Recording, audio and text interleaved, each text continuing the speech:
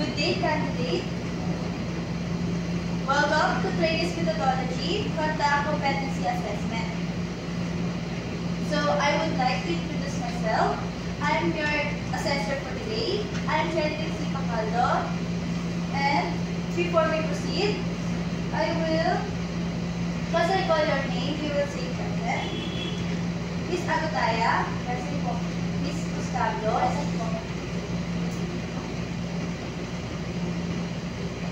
So, I have an attendance sheet. You may sign it.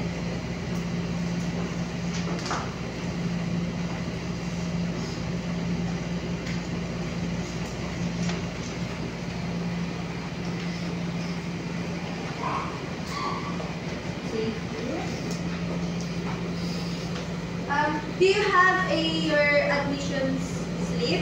Can I have it?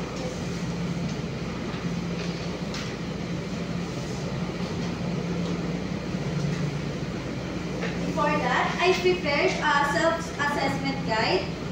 Please, this have two columns, which is yes or no. You will check if the content is you already taken.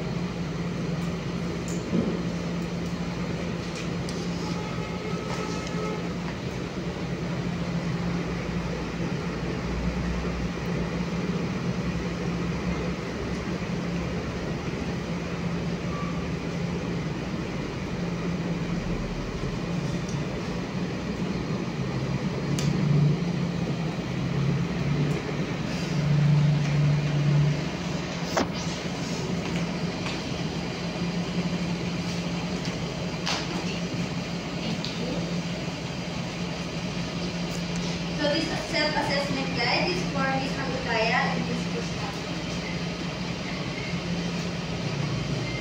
So let's proceed to the overview. So our qualification is Electrical Installation Maintenance NC2. And the purpose of this is to know what qualification or competency kung saan kayo pwedeng mag-apply doon. And the unit of competency, just have a basic, common, and core. And I have a competency guide that include the basic competencies, common, and core competencies. These are the guide of competencies.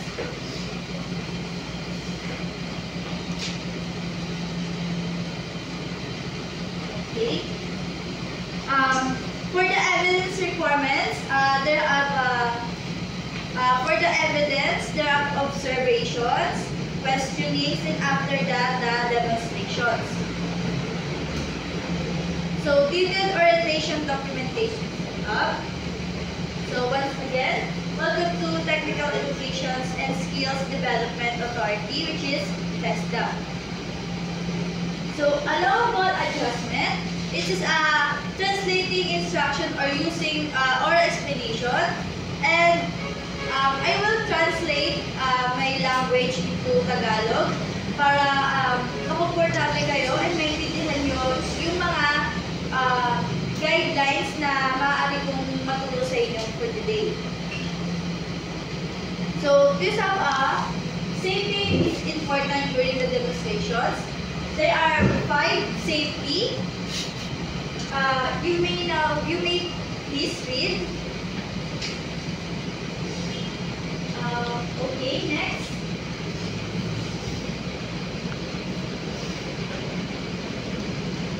Okay, and this is the dose that you will do during the demonstrations, and the don'ts you must be do or not we do. So what is competency assessment agreement sheet? I have a competency assessment agreement sheet, which is ito yung yung overview natin is naka-align siya dito sa assessment agreement.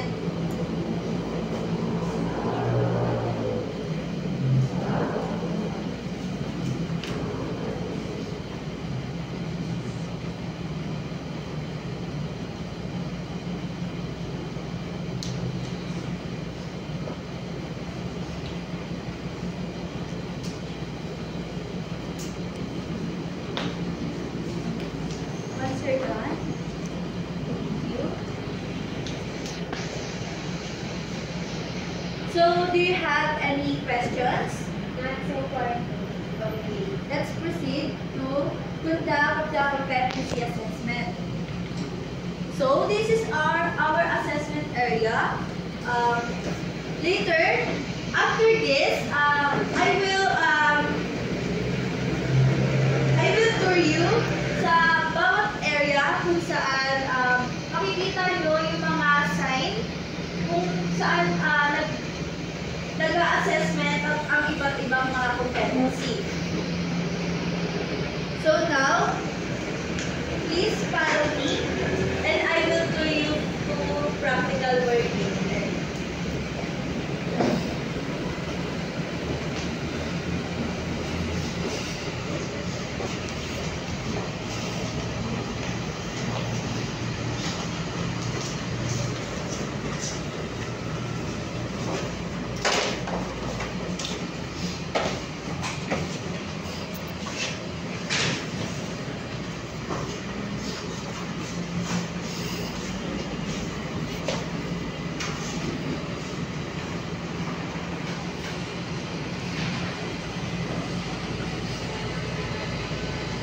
So now, you will do analyzing or demonstration. It's about the proper handling tools, materials, and equipment. So these are the tools that you will proper handling. And I will observe you based on your performance. And I will give you a 10 minutes to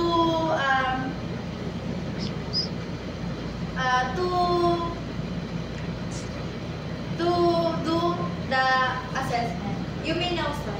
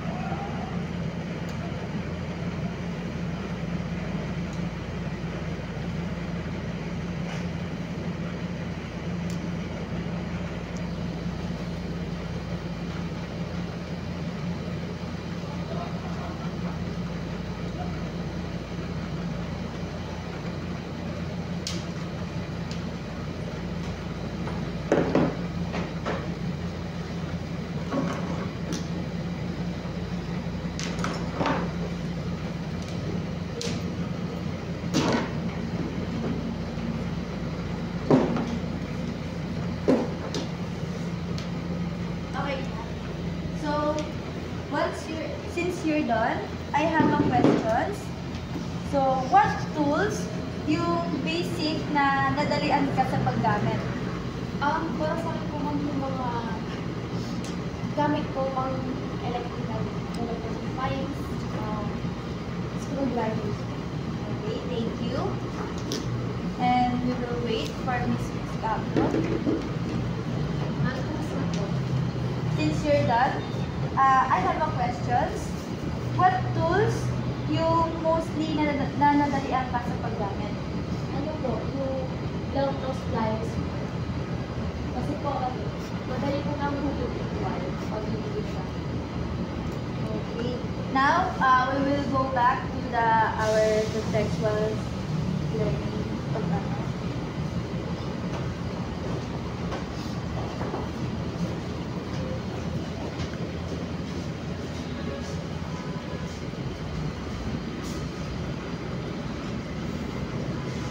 So, this is the test rules of evidence. They include the authentic, valid, correct, consistent, recent, and sufficient. So now I will give feedback and result. Once I call your name, you may follow me. Miss Cuscato, please follow me.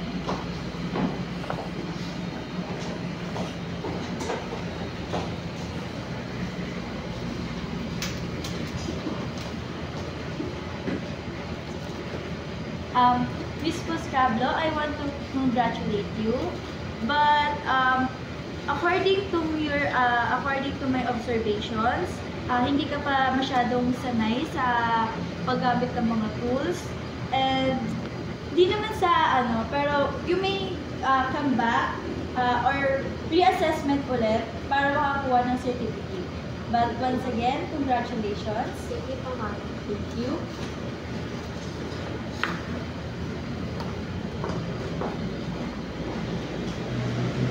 Miss Agutaya, please follow me.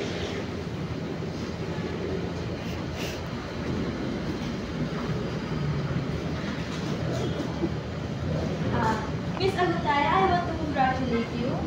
Congratulate because I have a certificate of completion. According to my observation, to your demonstrations, yung paghawak mo ng mga tools, you have a knowledge kung paano siya gamitin. And also, alam mo yung paraan kung paano ito magamit ng maayos and safety.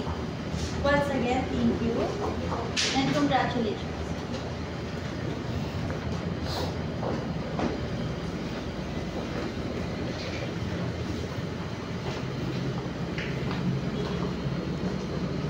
So before we closing, I will endorse you to our manager. So please, Ms. Cuscato, Ms. Agutaya, follow me to our manager.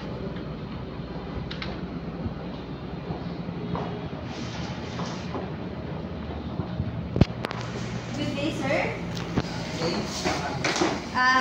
These two candidates, one of them has passed the assessment and one of them is not. But I assure you na nakapag-reassessment siya ulit. And this is the evidence of their assessment and observation checklist.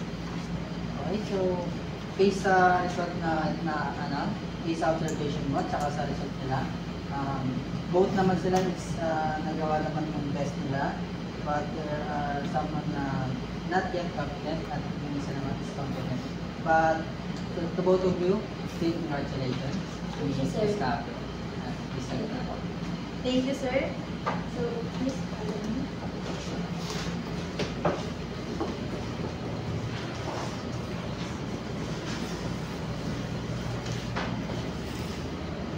So, we're done for our observation, questioning, demonstrations, and this is the final.